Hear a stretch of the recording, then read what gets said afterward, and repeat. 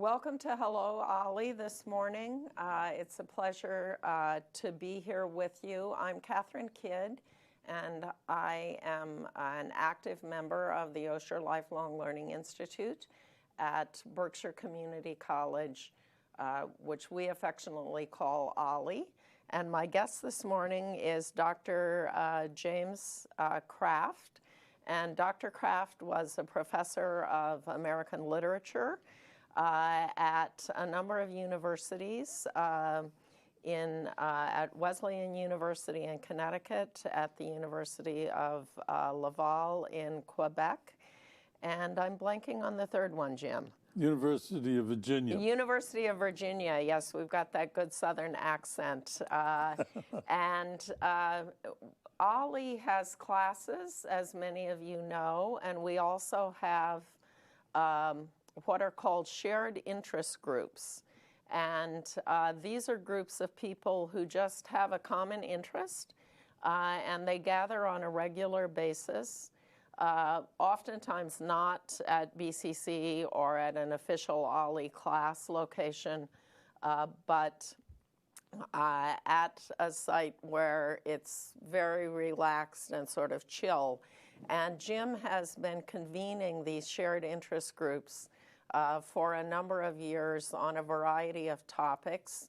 For those of you who might be Willa Cather fans, he had a wonderful series of shared interest group meetings on the novels and short stories of Willa Cather.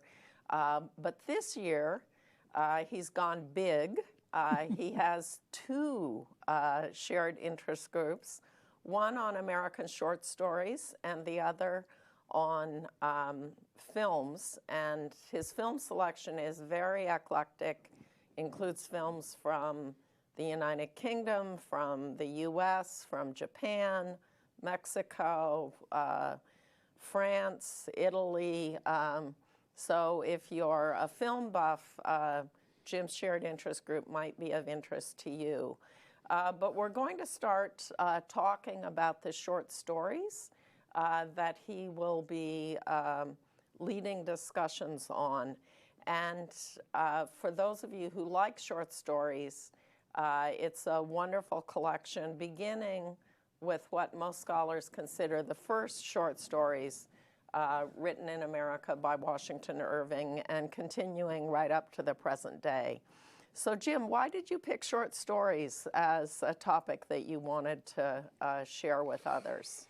Well, it was, I think, two ways. One, you could present people with the best American writers in a manageable form, and that it also gave you a chance of going from the beginning to the end in one course, which if you were dealing with novels, you couldn't do. Right.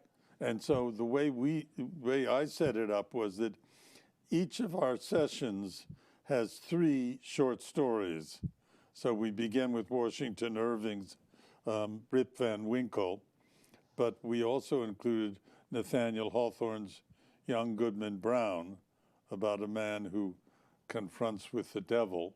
Right here in the Berkshires. Right here in the Berkshires, in the woods, and never gets over it. So it's something you learn very quickly. And then finally, Edgar Allan Poe's The Fall of the House of Usher, which is about a very intense psychological relationship between a man and his sister and the environment in which they live. But that's just the beginning. We go to Mark Twain, and then someone whom most people probably haven't read, Sarah Owen Jewett. Have you read her? Yes, I have. I love the state of Maine and the outdoors and the natural environment in Maine, and so I consider Jewett one of the fine authors who introduces you to Maine and to the culture and the natural environment in Maine. Yeah, she comes from an old Maine family. They had a big house. Father was a ship captain. No, father was a doctor. The previous ones were ship captain. But then also with Mark Twain and Sarah Owen Jewett, we're going to do Kate Chopin. And Kate Chopin was the daughter of an Irish immigrant in St. Louis who married a Southerner from down in New Orleans, a plantation owner, and then ended up back in St. Louis. And she wrote very startling stories about the amorous life of the French and the French associates who were Spanish. Really amazing. And then finally wrote a novel called The Awakening, which is a novel about a woman trying to find out how she can make her own life interesting and worthwhile. It was a big startle for people. So even back in the mid-19th century, there were women raising these issues of self-identity and self-actualization, even though their opportunities were rather limited. Well, I could say to you that the following week, after that week, we're going to do Henry James, Herman Melville, and Edith Wharton. But the next week, we're doing Charlotte Perkins Gilman, The Yellow Wallpaper, which I know you must have read. And that is about a woman whose husband, a minister, a good man, puts her in a room and locks the door in order for her to get over her anxiety. And it's one of the great statements about the way in which women were treated in the 19th century. There was a doctor in Philadelphia named Weir who developed this treatment. And in fact, actually, Edith Wharton undertook the idea of doing this, but she couldn't do it. She wouldn't let herself be controlled that way. Mm-hmm. But anyway, it shows you the, what do I want to say, that you are bringing up the fact that the issue that we confront today with women, as with blacks, are an issue that we've had for a long time and have not been able to solve. Yep. I think we've still got some work to do on both of those issues. Yes, yes. You mentioned that you're going to be talking about Henry James Melville and Edith Wharton. Those are all people who lived here in the Berkshires for either some or for some of their lives. Why do you think they're important within the broader American literature scene, and especially for short stories?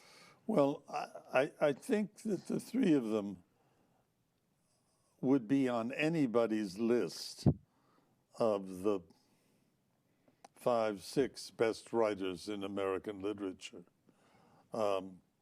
They also wrote some superb short stories. And James, in fact, wrote 114 short stories and many novels, about 20. And James was I think is still the greatest writer of American literature. Not necessarily the most loved, because people get impatient with him. I don't. I love James. But Melville also, of course, wrote a great deal, but nowhere near as much as James, and he had much more trouble with himself emotionally. James was a professional writer. Melville was someone who wrote.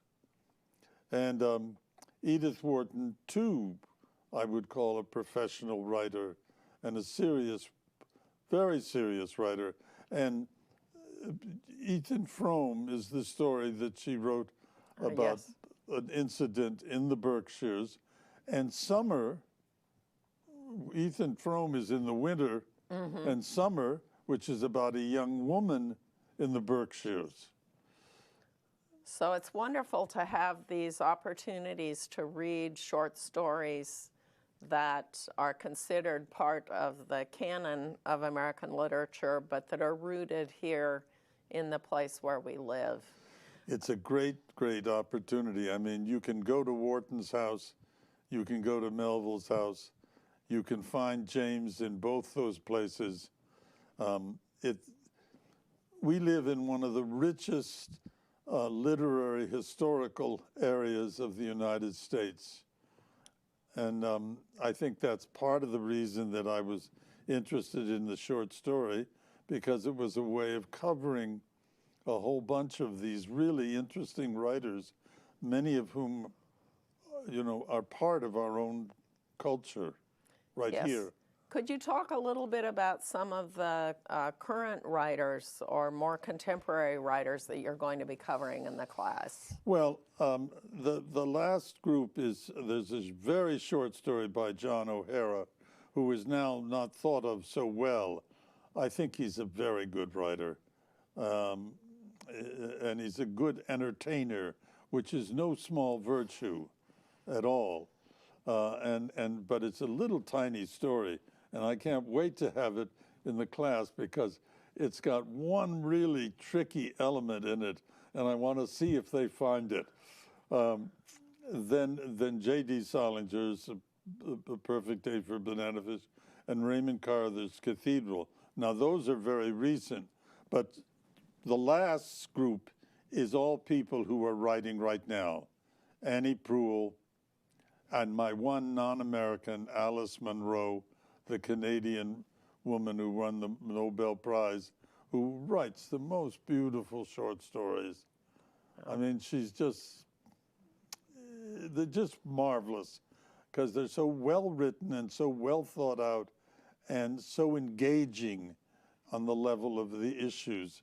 And then Lampa Lahira, who is an Indian woman living in the United States, who has, and a story that she wrote about that experience.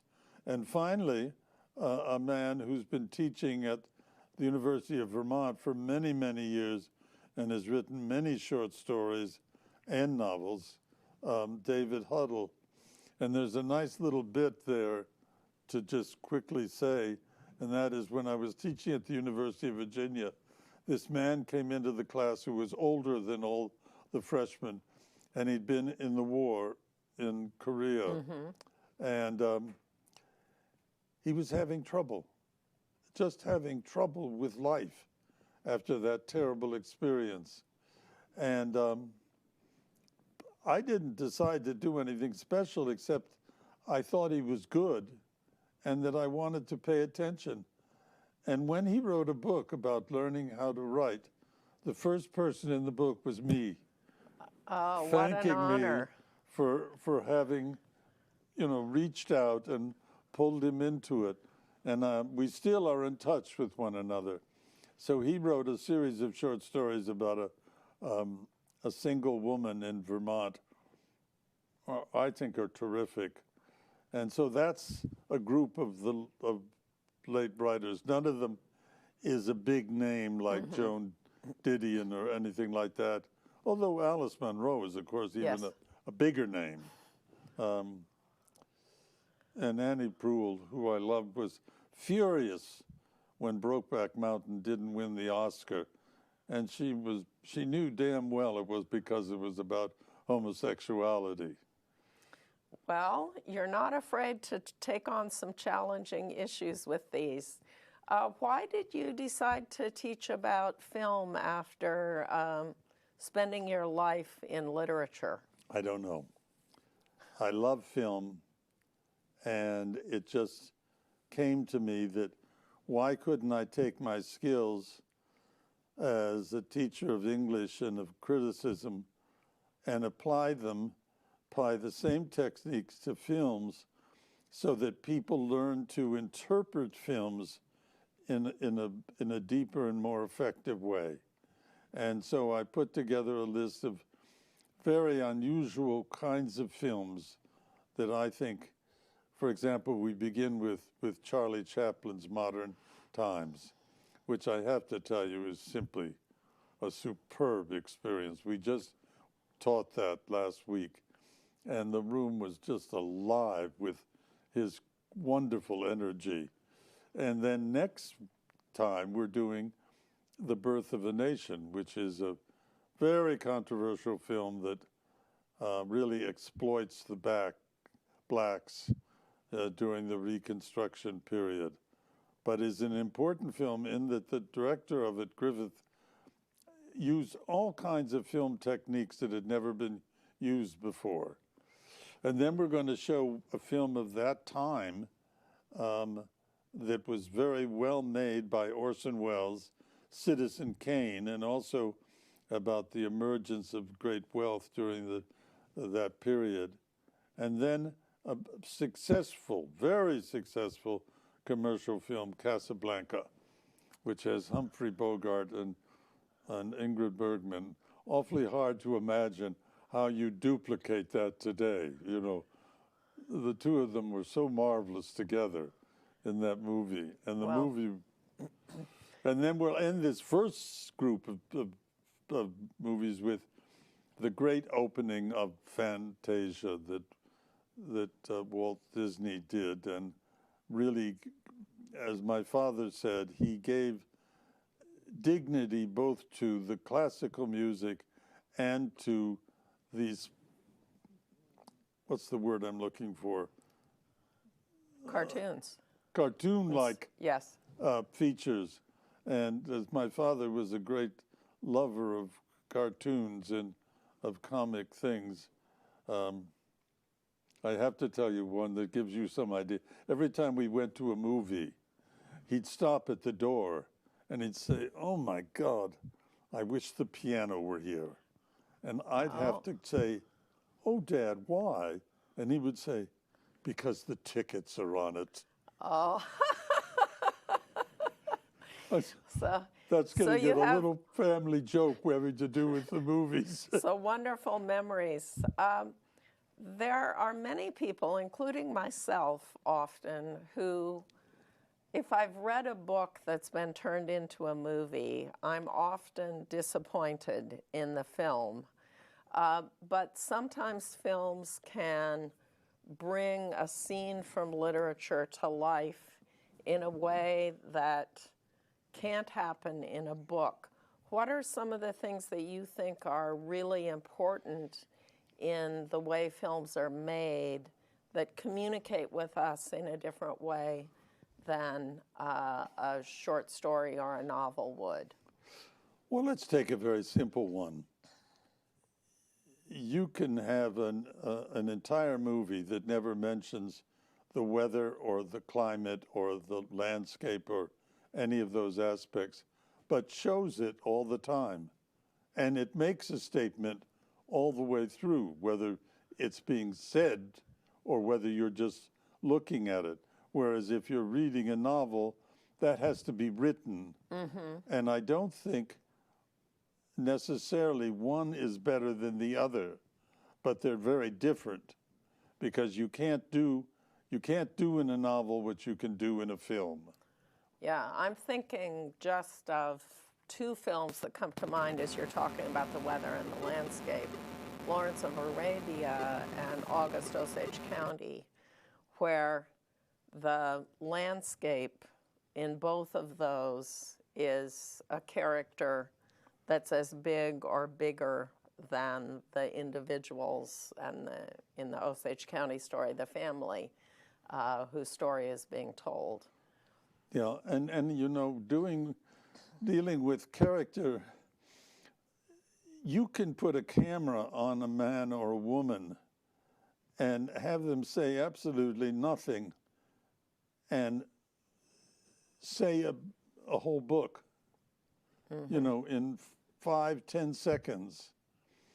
This is something that's much harder to do in a book, because it has to be developed and played. And I think there's a richness that comes in book writing and reading of interpretation, which exists in the very best films, but we're not used to thinking about that. Mm-hmm. And that's one of the things that I want to do with this course. There's one thing in the Charlie Chaplin film Modern Times where this huge, wonderful machine goes up, and this man, his boss, gets caught in it. Yes. And the only thing that's there great. is the poor guy's head is coming out at one point. And Chaplin sits down with this guy's lunch and feeds it to him, including pouring the coffee into a chicken in order to put it in his mouth. But the point is that these machines, Chaplin thinks, are overwhelming the humanity of life, and he thinks destroying it. And here is a case in which they've done that to this man, but Chaplin is going to do the human thing and do it with joy and great fun. And that's something that I bet 90% of the people who see the film won't think about that. You have to almost be told to think about it. Yes, and I think as we're dealing with the issues of what some people call the fourth industrial age, where algorithms and artificial intelligence and robots are becoming so important in our lives in all kinds of manifestations, but especially in our work lives, that maybe we need another person to do a version of modern times that would capture in that same exciting way the dishumanity that happens. Well, you can't ever come up with the same genius twice, and nobody will ever be Charlie Chaplin. But I would say to you, this may surprise you, but Bohemian Rhapsody, which is a film about a popular singer, and the man who acted it was so good, and he won the Oscar. But what is really being acted is the generosity of that man's spirit and nature.